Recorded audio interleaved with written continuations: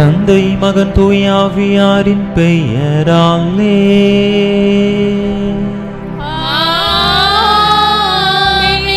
நம் ஆண்டவராகிய இயேசு கிறிஸ்துவின் அருளும் கடவுளின் அன்பும் தூய ஆவியாரின் நட்புறவும் உங்கள் அனைவரோடும் இருப்பதாக.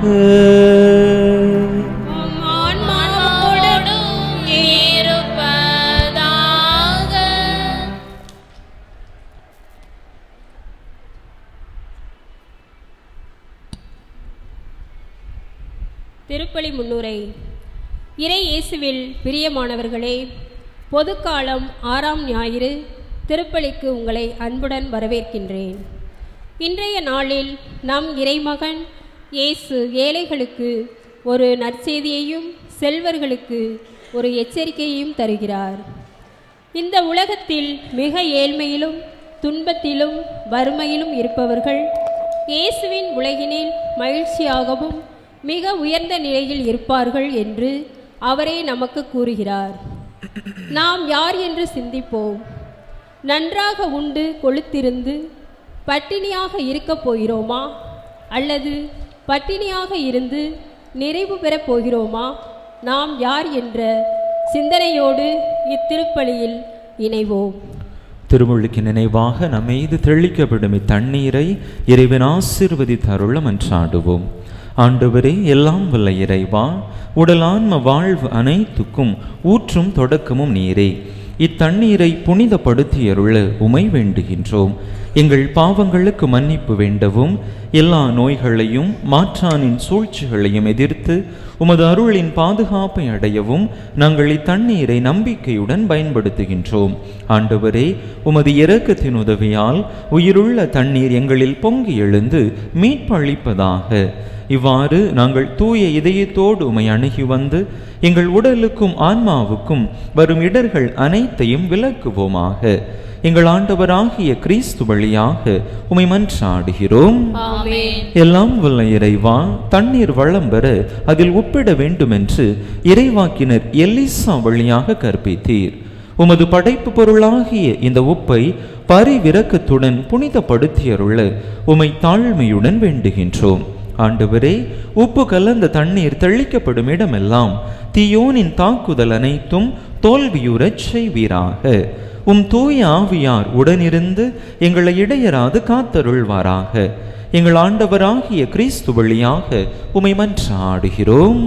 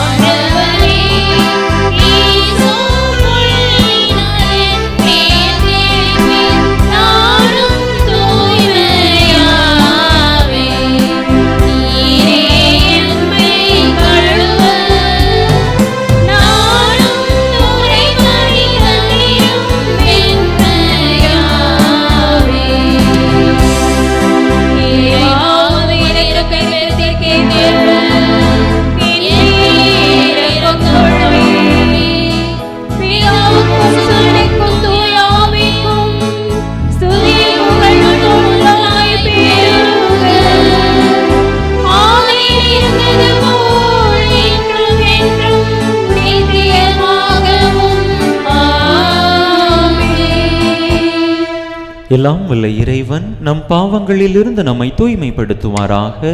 இந்த நற்கருணை கொண்டாட்டத்தின் வழியாக அவர் தம்முடைய ஆட்சியின் விருந்தில் பங்கு கொள்ள நம்மை தகுதி பெறச் செய்வாராக.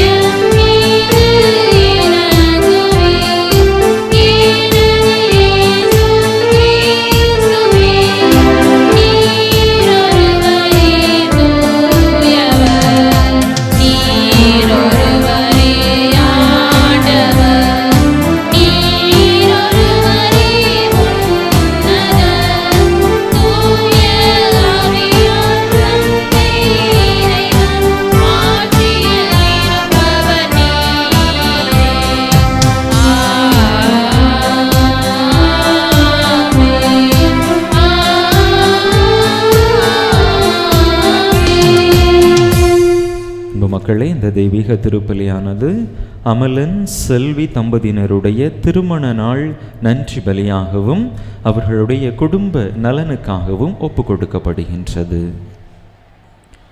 மன்றாடுவோமாக.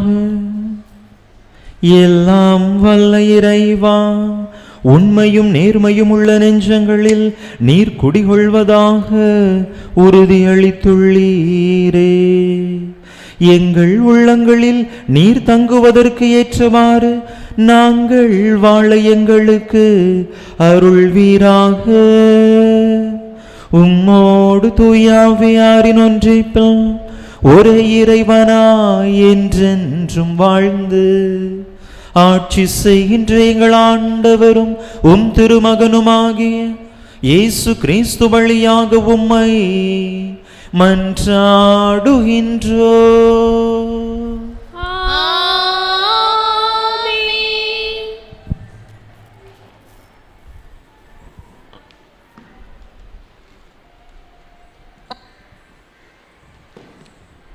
ஆண்டவர் மீது நம்பிக்கை வைப்போர் என்றும் கனிதரும் மரம் போல் பசுமையாக இருப்பர்.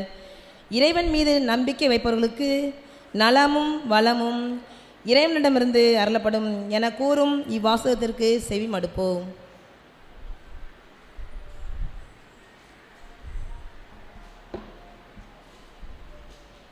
முதல் வாசகம்.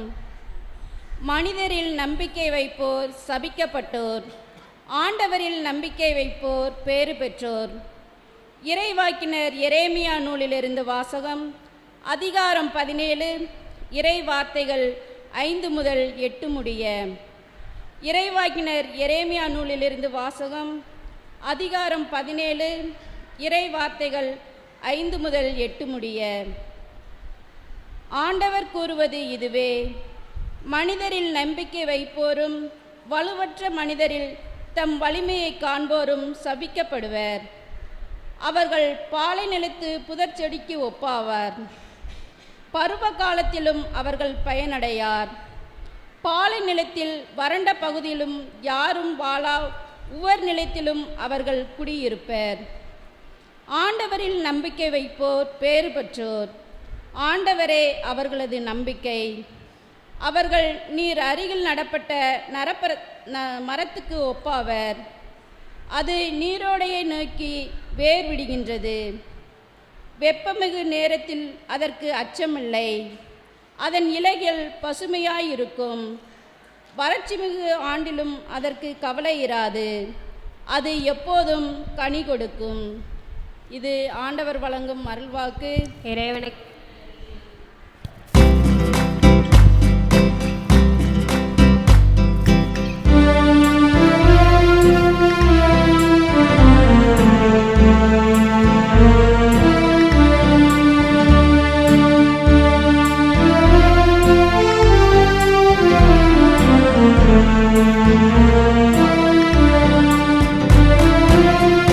இயேசுவே உந்தன் வார்த்தையால்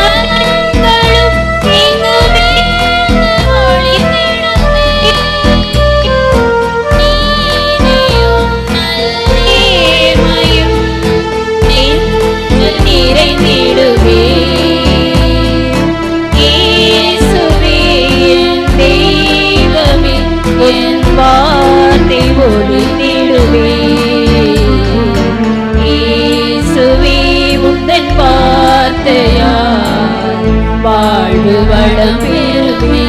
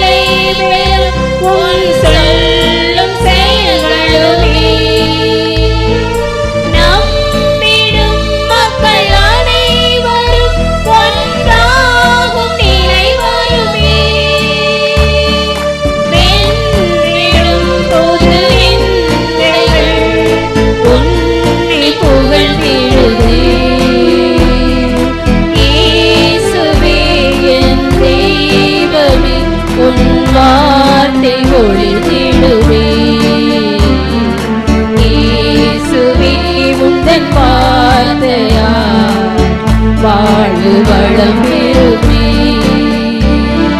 நாளுமே அன்பு பாதையில் கால்கள் நடந்திடுமே.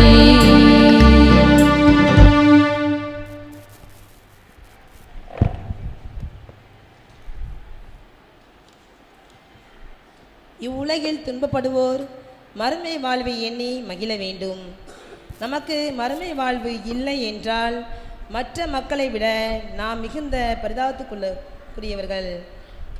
இதன் மூலம் இயேசுவின் உயிர்ப்பும் நம் விசுவாசத்தின் ஆணிவேரும் அச்சாணியுமாக விளங்குகிறது என்று கூறும் இவ்வாசகத்திற்கு செய்மடுப்போம்.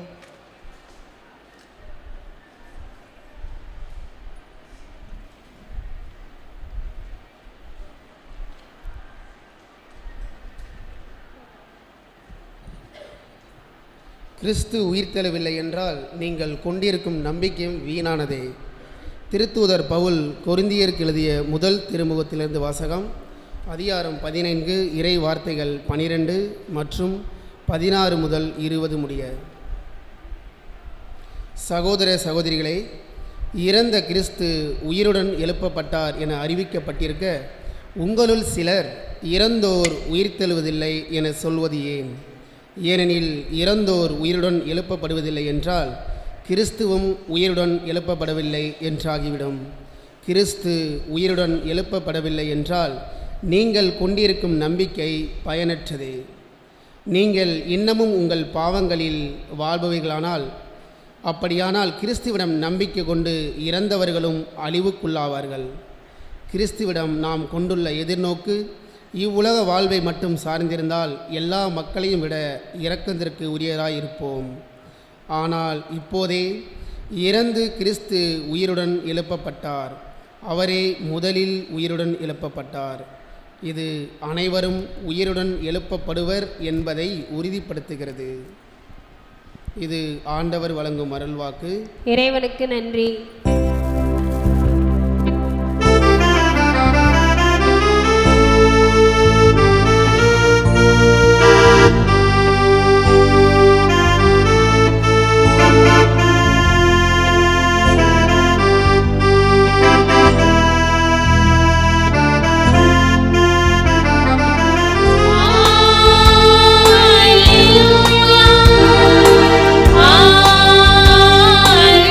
Hallelujah.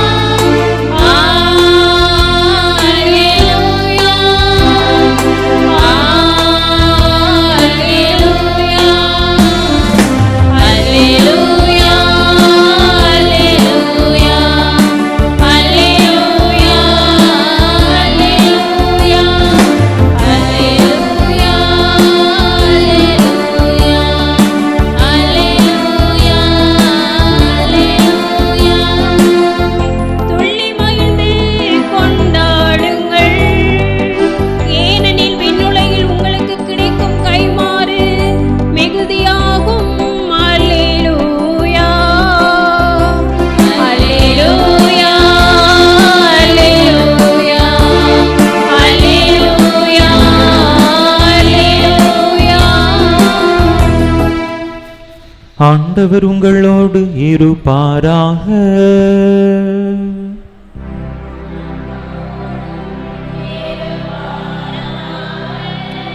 லூக்கா எழுதிய தூய நற்செய்தியிலிருந்து வாசகம்.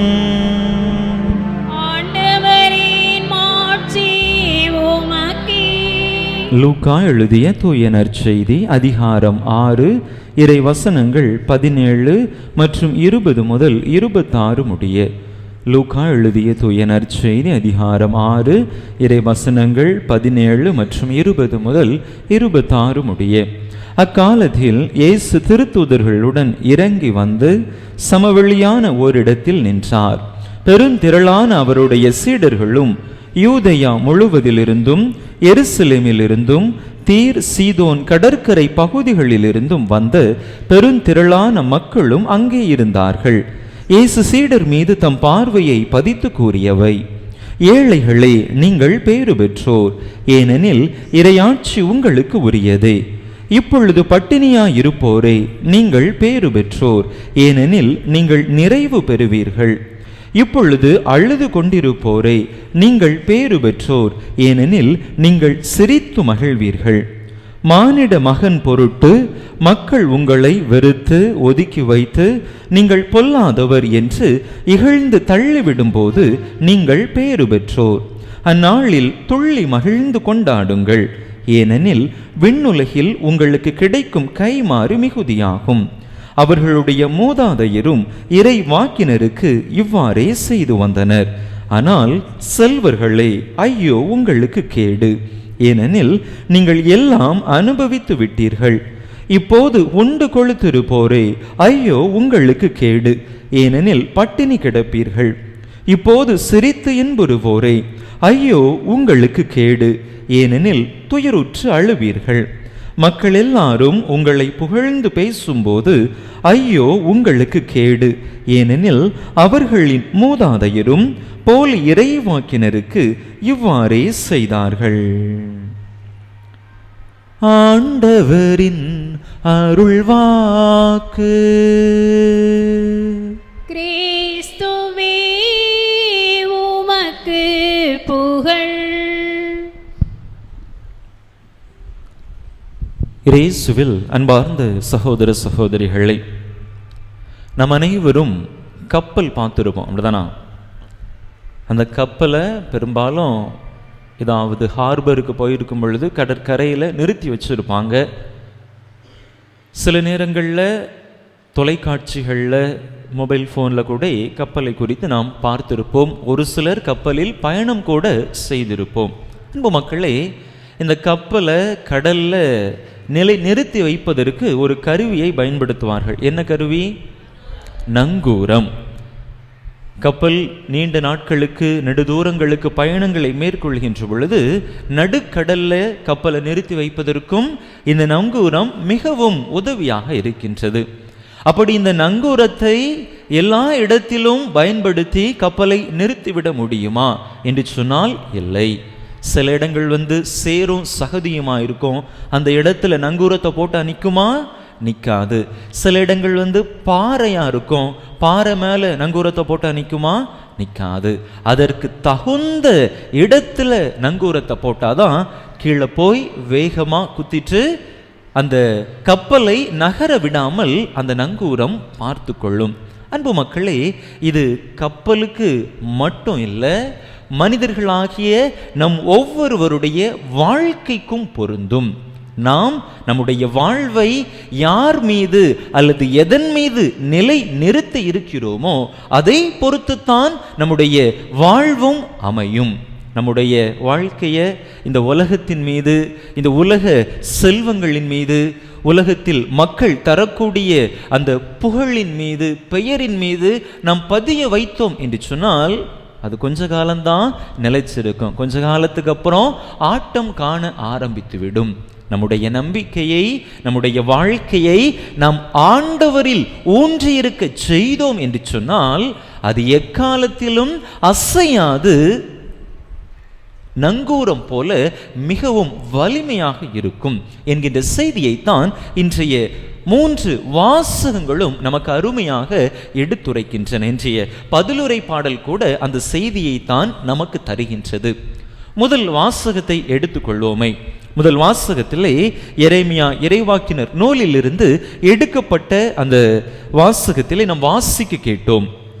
மனிதரில் நம்பிக்கை வைப்போரும் வலுவற்ற மனிதரில் தம் வலிமையை காண்போரும் சபிக்கப்படுவர்.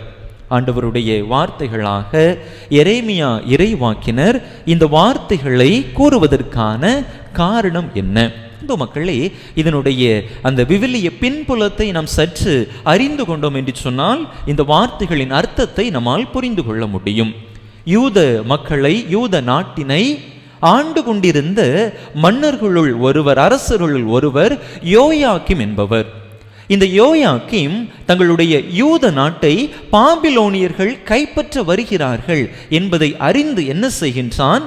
அந்த பாபிலோனியர்களிடத்திலே, பாபிலோனிய மன்னன் நெபுகத்நேசரிடத்திலே சரணடைந்து விடுகின்றான். கொஞ்ச காலம் அமைதியாக அப்படியே இருந்து விடுகின்றான். அவனுடைய நாடும் காப்பாற்றப்படுகின்றது. அதற்கு பிற்பாடு இவன் என்ன செய்கின்றான்? தங்களுக்கு அருகில் இருந்த எகிப்தியர்களுடைய ஆதரவை தேடி எகிப்தியர்களிடம் தஞ்சம் அடைந்து அந்த பாபிலோனியர்களை, அந்த நெபுகத்நேசர் மன்னரை எதிர்க்க ஆரம்பிக்கின்றான். அவருக்கு எதிராக கிளர்ச்சி செய்ய ஆரம்பிக்கின்றான். இதனால் வெகுண்டெழுந்த அந்த பாபிலோனிய மன்னன் நெபுகத்நேசர் என்ன செய்கின்றான்? யூத நாட்டை அவன் ஆக்கிரமிப்பு செய்கின்றான். அதனை முற்றுகையிட்டு விடுகின்றான். யோயாக்கிம் மன்னனும் வீழ்த்தப்படுவதை பார்க்கிறோம். இந்த பின்புலத்தில் தான் எரேமியா இறைவாக்கினர் ஆண்டவருடைய வார்த்தைகளை கூறுகின்றார். வலிமையற்ற மனிதரில் தங்களுடைய நம்பிக்கையை வைப்போர் சபிக்கப்படுவர். அங்கே அந்த யோயாக்கிம் மன்னன் ஆண்டவரில் தன்னுடைய நம்பிக்கையை வைக்காமல், ஆண்டவரே, எங்களுடைய நாடு எதிரிகளுடைய கைக்குள்ளாக செல்ல இருக்கிறது, நீங்கள் காப்பாற்றுங்கள் என்று ஆண்டவரிடத்தில் தஞ்சமடையாமல் அவன் என்ன செய்கின்றான்? அருகில் இருந்த எகிப்தியர்களுடைய ஆதரவை தேடி அவர்களிடத்திலே தஞ்சமடைகின்றான். எனவேதான் அவன் வீழ்த்தப்பட்டதாக, யூத நாடு வீழ்த்தப்பட்டதாக நாம் பார்க்கிறோம். அன்பு மக்களே, இரண்டாவது வாசகத்தில் நாம் பார்க்கின்ற பொழுது இப்படிப்பட்ட ஒரு சூழலைத்தான் பார்க்கிறோம்.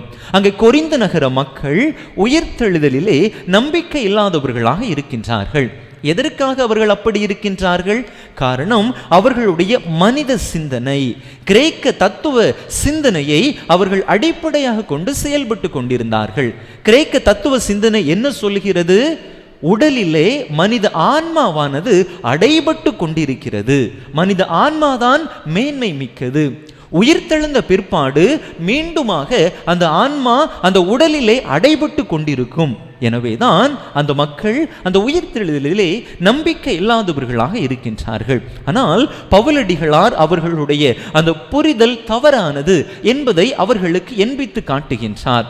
உயிர்த்தெழுந்த பிற்பாடு வரக்கூடிய உடலானது சாதாரண உடல் அல்ல, அது அழியா தன்மை பெற்ற உடலாக இருக்கின்றது.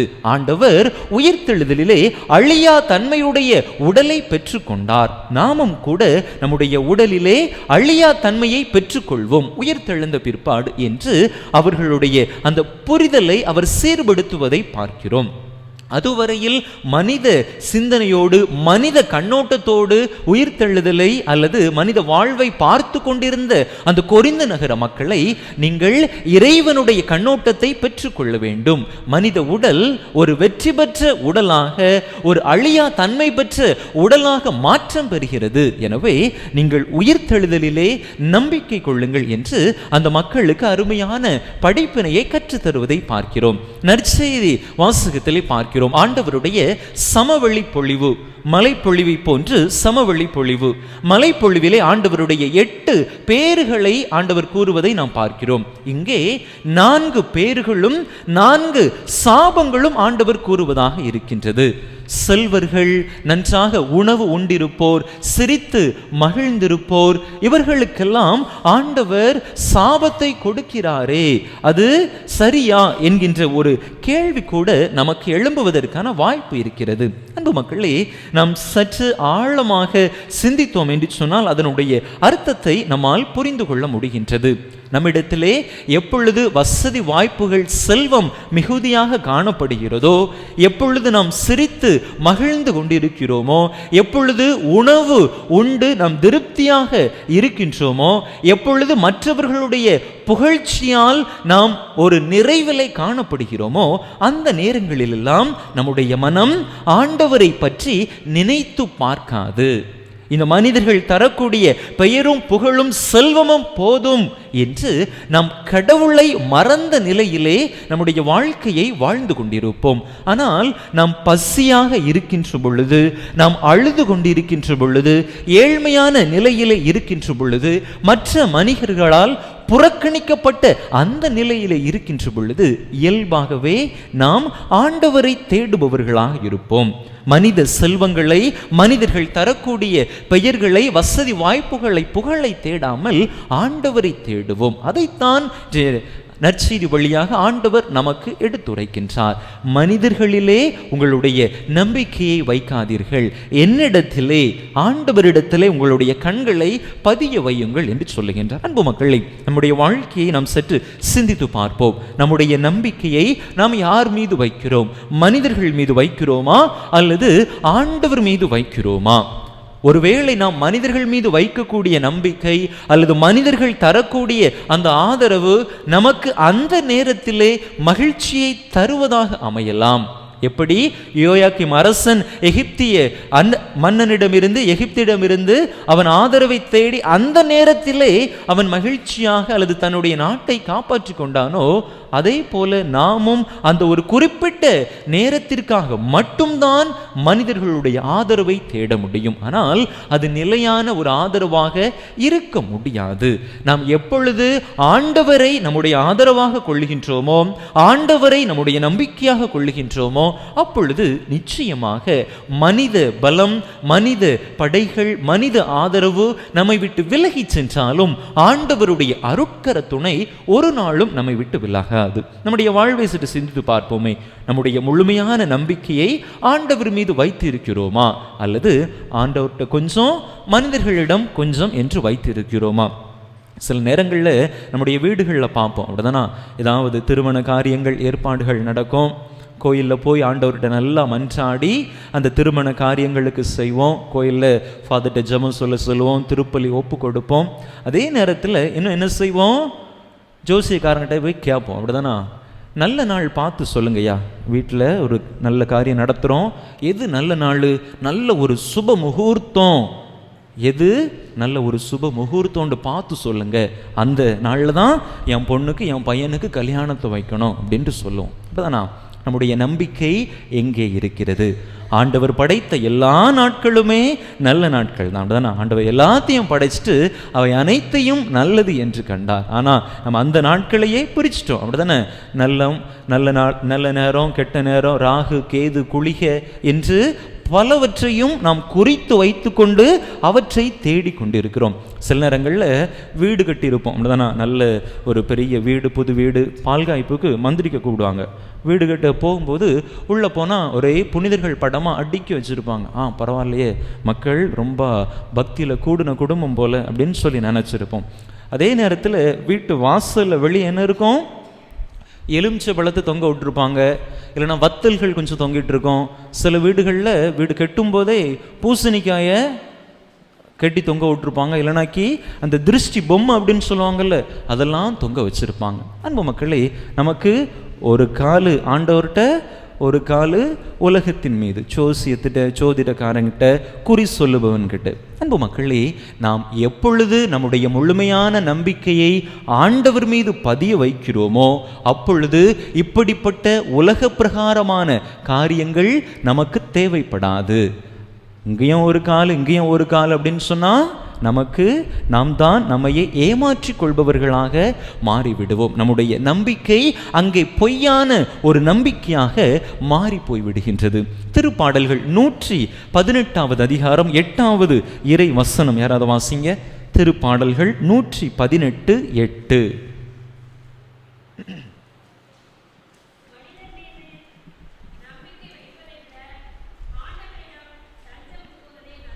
மனிதர் மீது நம்பிக்கை வைப்பதை விட ஆண்டவரிடம் தஞ்சம் புகுவதே நலம். அன்பு மக்களே, இதுதான் திரு விவிலியத்தினுடைய மைய வசனம் என்று சொல்லுகிறார்கள்.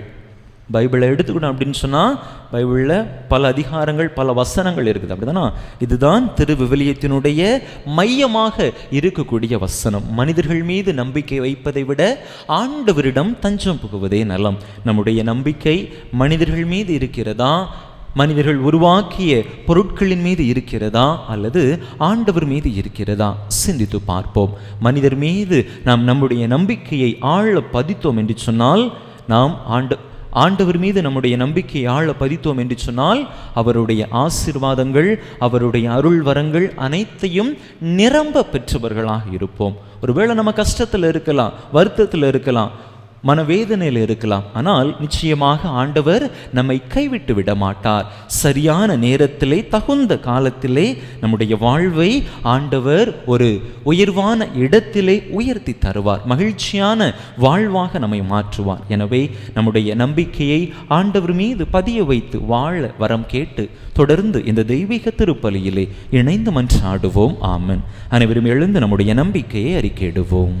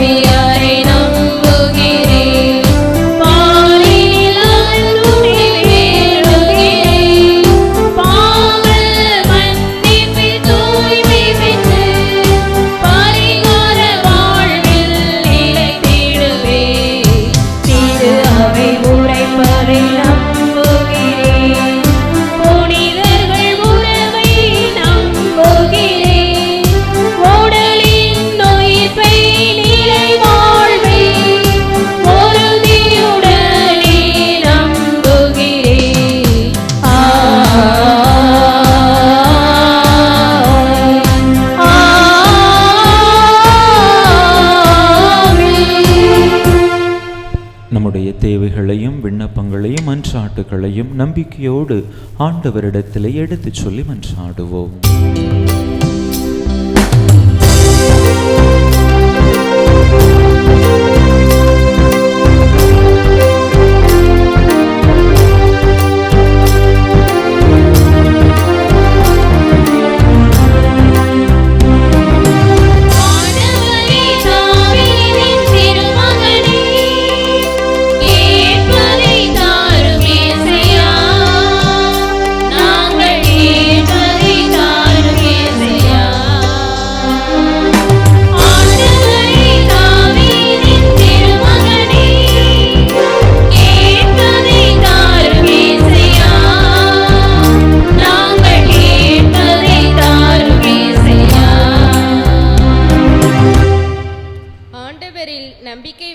பேறு பெற்றோர் என்ற எம் இறைவா, திரு அவையை வழிநடத்தும் அனைவரும் இறைமக்கள் அனைவரையும் ஆண்டவரில் நம்பிக்கை கொண்டவராக வளர்த்தெடுக்க தேவையான அருளை தந்தருள வேண்டுமென்று இறைவா உம்மை மன்றாடுகிறோம்.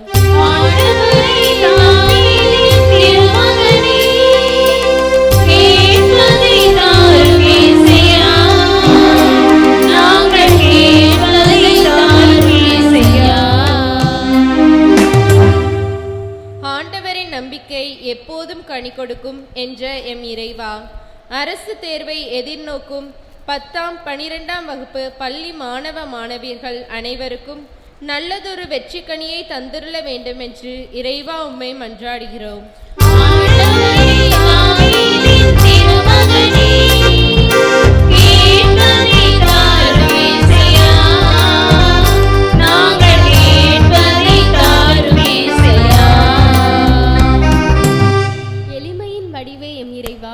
ஏழை எளிய விவசாய குடிமக்கள் இன்னும் சில பயிர்களின் அறுவடைக்காக காத்து கொண்டு இருக்கிறார்கள். நிறைவான அறுவடையை கொடுத்து அவர்களை பேறு பெற்றவர்களாக ஆசீர்வதிக்குமாறு இறைவா உம்மை மன்றாடுகின்றோம்.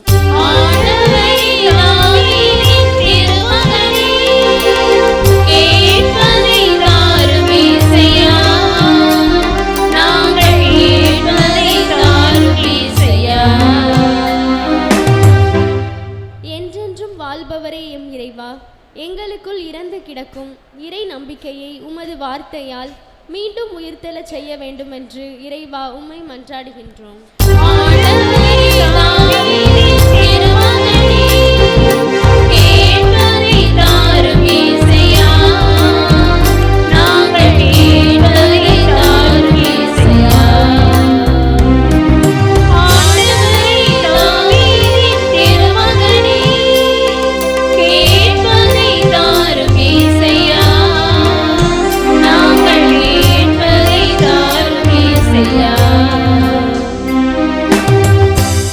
நம்முடைய தனிப்பட்ட தேவைகளுக்காக சில மணித்துளிகள் அமைதியாக இறைவனிடம் மன்றாடுவோம்.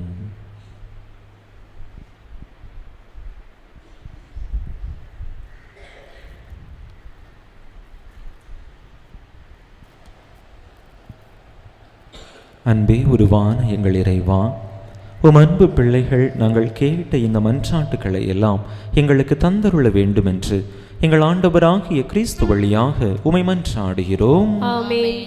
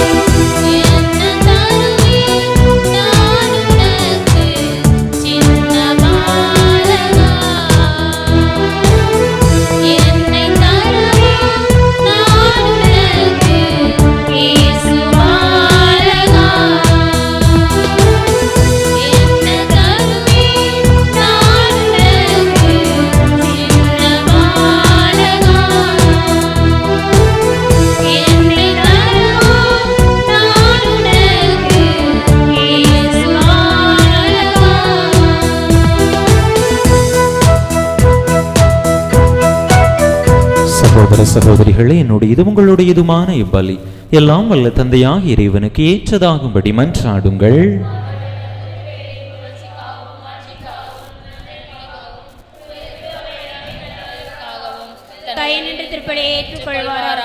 ஆண்டவரே, இந்த காணிக்கை எங்களை தூய்மைப்படுத்தி புதுப்பிக்க உம்மை வேண்டுகின்றோம்.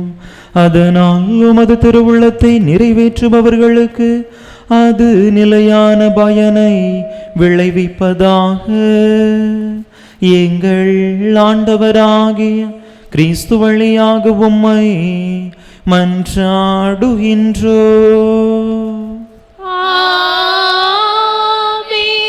ஆண்டவர் உங்களோடு இருப்பாராக.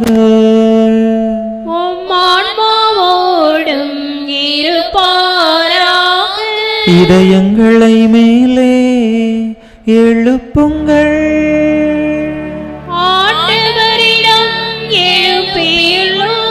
நம் இறைவனாகிய ஆண்டவருக்கு நன்றி கூறுவோம். அது தகுதியும் நீதியுமானதே. ஆண்டவரே, தூயவரான தந்தையே, என்றுமுள்ள எல்லாம் வல்ல இறைவா, எங்கள் ஆண்டவராகிய கிறிஸ்து வழியாக என்னாலும் எவ்விடத்திலும் நாங்கள் உமக்கு நன்றி செலுத்துவோம். மெய்யாகவே தகுதியும் நீதியுமாகும். எங்கள் கடமையும் மீட்புக்குரிய செயலுமாகும். தவறிழைத்த எங்கள் மீது கிறிஸ்து இரக்கம் கொண்டு கன்னிமரியாவிடமிருந்து பிறக்க திருவுளமானார். சிலுவையில் பாடுபட்டு முடிவில்லா சாவில் இருந்து எங்களை விடுவித்தார். இறந்தோரிடமிருந்து உயிர் தெழுந்து நிலை வாழ்வை எங்களுக்கு அருளினார். ஆகவே வானதூதர் புனிதர் அனைவரோடும் சேர்ந்து நாங்களும் உமக்கு புகழ்ச்சி பண்ணி செய்து முடிவின்றி ஆர்ப்பரித்து பாடுவதாவது: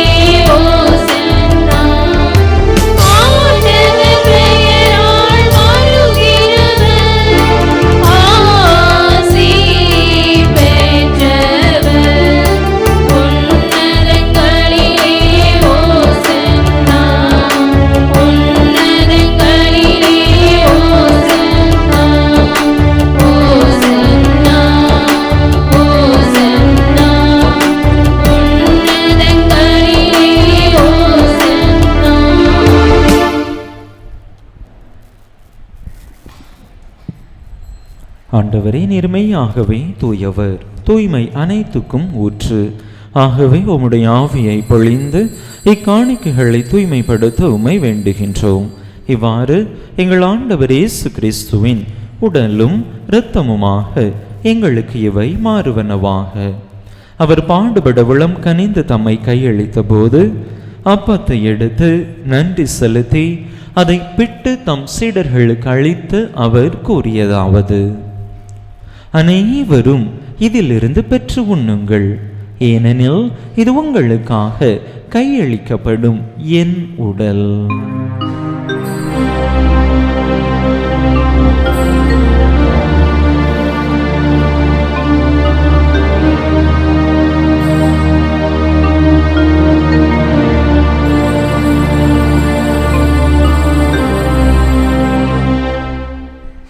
அவ்வண்ணமே இரவு விருந்தை அருந்தியபின் கிண்ணத்தையும் எடுத்து மீண்டும் உமக்கு நன்றி கூறி தம் சீடர்களுக்கு அளித்து அவர் கூறியதாவது: அனைவரும் இதிலிருந்து பெற்று பருகுங்கள், ஏனெனில் இது புதிய நிலையான உடன்படிக்கைக்குரிய என் இரத்தத்தின் கிண்ணம்.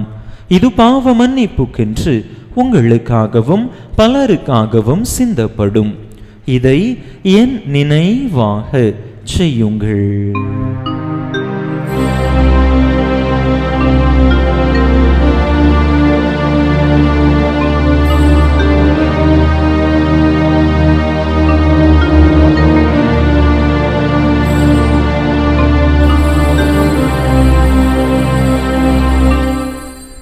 நம்பிக்கையின் மறைபொருள். ஆண்டவரே, நீர் வருமளவும் உமது இறப்பினை அறிக்கையிடுகின்றோம், உமது உயிர்ப்பினையும் எடுத்துரைக்கின்றோம்.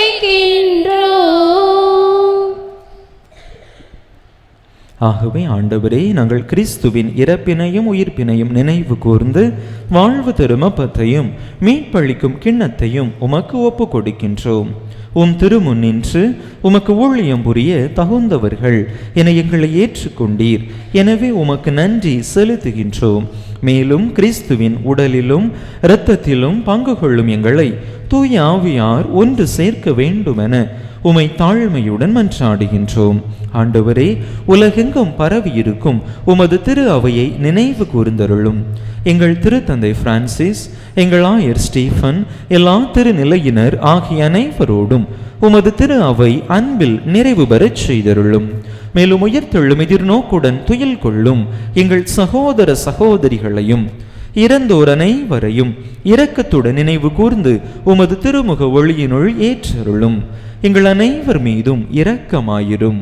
கடவுளின் கன்னித்தாயும் எங்கள் பாதுகாவலியுமான புனித ஜெபமாலை அன்னை, அவருடைய கணவரான புனித யோசேப்பு, புனித திருத்தூதர்கள், இவ்வுலகில் உமக்கு உகந்தவராயிருந்தோர் ஆகிய புனிதர் அனைவருடனும் நாங்கள் நிலை வாழ்வில் பங்கு கொள்ளும் தகுதி பெற்று உன் திருமகன் இயேசு கிறிஸ்து வழியாக உமை புகழ்ந்தேத்தும் வரமருள உமை மன்றாடுகின்றோம்.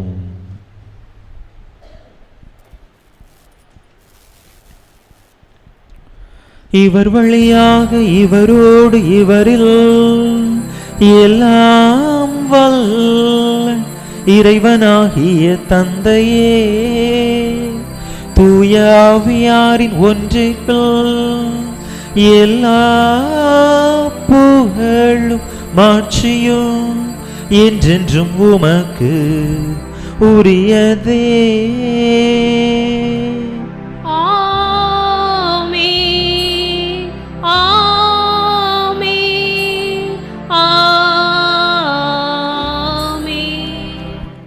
மீட்பரின் கட்டளையால் கற்பிக்கப்பட்டு இறை படிப்பினையால் பயிற்சி பெற்ற நாம் துணிந்து சொல்லுவோம். இருக்கின்ற எங்கள் தந்தையே, உமது பெயர் தூயதென போற்றப் பெறுக. உமது ஆட்சி வருக. உமது திருவுளம் விண்ணுலகில் நிறைவேறுவது போல மண்ணுலகிலும் நிறைவேறுக. எங்கள் அன்றாட உணவை இன்று எங்களுக்கு தாரும். எங்களுக்கு எதிராக குற்றம் செய்வோரை நாங்கள் மன்னிப்பது போல எங்கள் குற்றங்களை மன்னியும். எங்களை சோதனைக்கு உட்படுத்தாதேயும், தீமையிலிருந்து எங்களை விடுவித்தருளும். ஆண்டவரே, தீமை அனைத்திலிருந்தும் எங்களை விடுவித்து எங்கள் வாழ்நாளில் அமைதியை கனிவுடன் அருள உமை மன்றாடுகின்றோம். உமது இரக்கத்தின் உதவியால் நாங்கள் பாவத்திலிருந்து எப்போதும் விடுதலை பெற்று யாதொரு கலக்கமுமின்றி நலமாயிருப்போமாக. நாங்கள் எதிர்நோக்கி இருக்கும் பேரின்பத்துக்காகவும் எம் மீட்பராகிய இயேசு கிறிஸ்துவின் வருகைக்காகவும் காத்திருக்கின்றோம். ஏனெனில் ஆட்சியும் வல்லமையும் ஆட்சியும் என்றென்றும் உமதே. ஆண்டவரே இயேசு கிறிஸ்துவே, அமைதியை உங்களுக்கு விட்டுச் சொல்லுகின்றேன், என் அமைதியையே உங்களுக்கு அளிக்கின்றேன் என்றும் திருத்தூதர்களுக்கு மொழிந்தீரே. எங்கள் பாவங்களை பாராமல் உமது திரு அவையின் நம்பிக்கையை கண்ணோக்கி உமது திருவுளத்துக்கு ஏற்ப அதற்கு அமைதியையும் ஒற்றுமையையும் அளித்தருள்வீராக. என்றென்றும் வாழ்ந்து ஆட்சி செய்கின்றவர் நீரே. ஆமென். ஆண்டவருடைய அமைதி உங்கள் அனைவரோடும் என்றும் இருப்பதாக. ஒருவருக்கொருவர் கிறிஸ்து வழங்கும் அமைதியை பகிர்ந்து கொள்வோம்.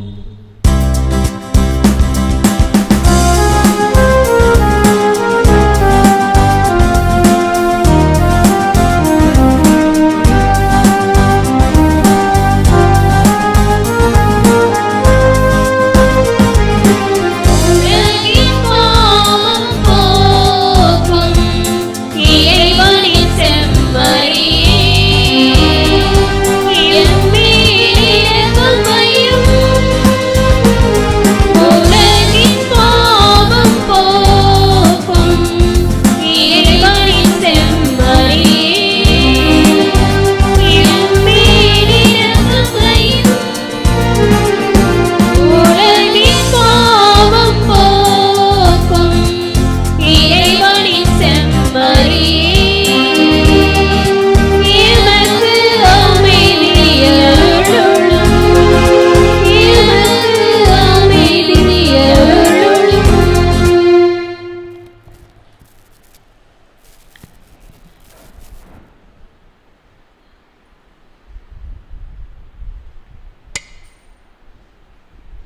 இதோ இறைவனின் செம்மறி, இதோ உலகின் பாவங்களை போக்குகின்றவர். இந்த செம்மறியின் திருவிருந்துக்கு அழைக்க பெற்றுள்ள நாம் பேறு பெற்றோ. நீரின் உள்ளத்தில் எழுந்துள்ள நான் தகுதியற்றவள், ஆனால் ஒரு வார்த்தை மட்டும் சொல்லி அருளும், எனது ஆன்மா நலமடையும்.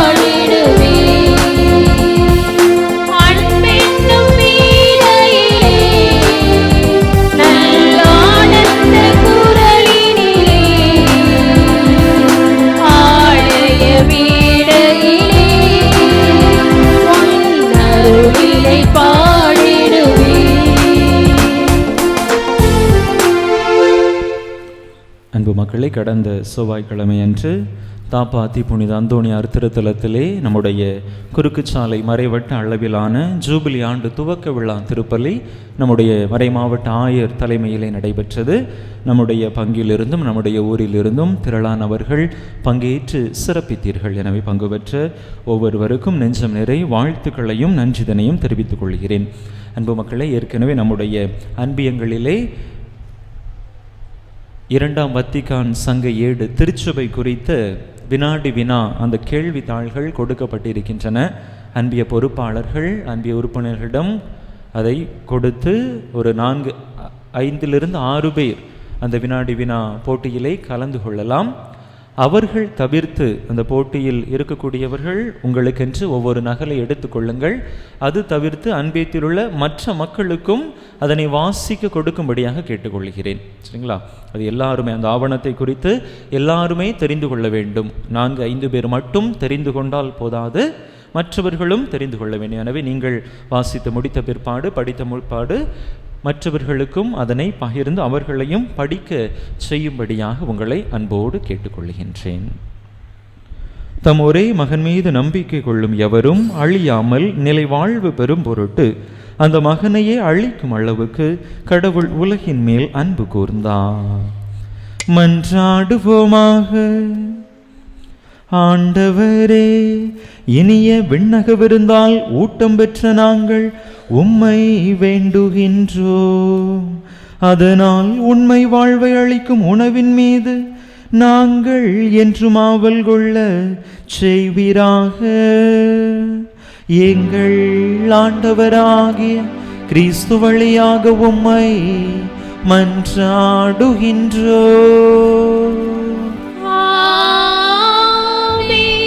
ஆண்டவர் உங்களோடு இருப்பாராக.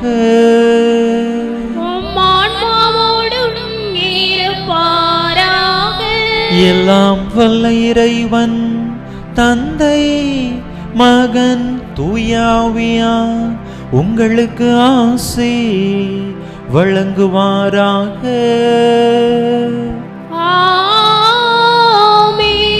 இறையாசிரை நிறைவாக பெற்றவர்களாக சென்று வாருங்கள். திருப்பலி நிறைவேறிற்று.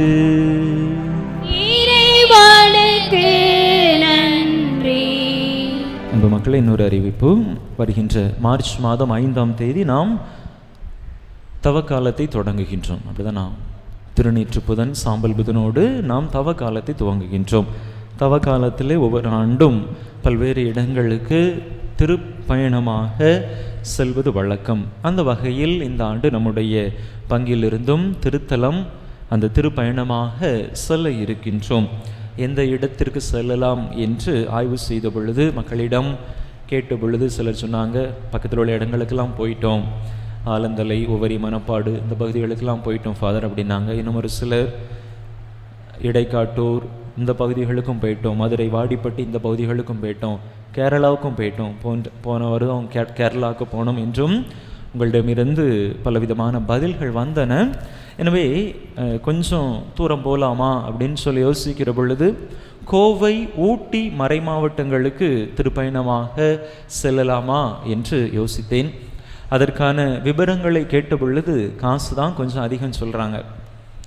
ஒரு ஆளுக்கு 3500 ரூபாய், 2 நாட்கள் 6 வேளை உணவு கொடுத்து விடுவார்கள். முதல் நாள் இரவு ஊட்டியிலே தங்குவதற்கான ஏற்பாடும் செய்து தந்து விடுவார்கள். ஒரு ஆளுக்கு 3500 ரூபாய். 5 வயது வரை இருக்கிறவர்களுக்கு காசு இல்லை.